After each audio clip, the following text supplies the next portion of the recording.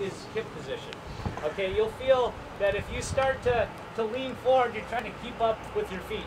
Okay, so there's a high position but high neutral. You don't want to be straight up and down. So going downhill is more technically demanding. Another way you can do this is actually, well, it's similar to what we've got set up over here where we take a run right into a bound, into a ski bound.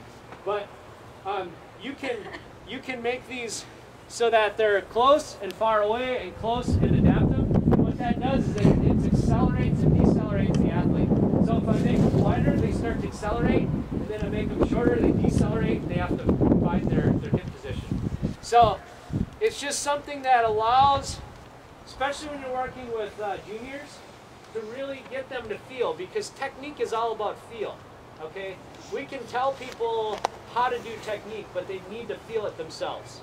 Okay, all right. So we're trying to empower and engage the athlete. Next thing we're going to do is we're going to add.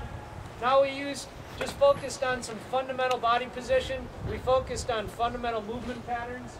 Now we're going to add a little more power to a very general to running, and it's a plyometric, it's bounding, and what bounding is from one foot landing on the other foot, but there's an air time, a cycle time when you're actually in the air, just like diagonal stride where we have a float time where we're gliding on our ski.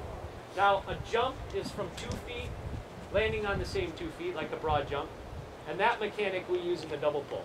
Okay, we use bounding in diagonal stride and in skating. What we do skating is a lateral bound. And the other thing is a hop. We don't use that mechanic in cross-country skiing, but it's from 1 foot landing on the same foot. But jump, bound, hop, they build in that way. The broad jump is the easiest, the most complex, and creates the most stress on the body and most power is the hop. Okay, so that's how you build them in progressions if you want to do plyometrics. Okay? Well, we're gonna build from a run, from the running mechanic we did, right into a bound. And what people tend to do in a bound is they start to really overreach, okay? And so what we do is we build these where we have them in a running right into a bound when we're trying to get them to have good mechanics. So we'll have you do 4 of these, and I'll show you how this works.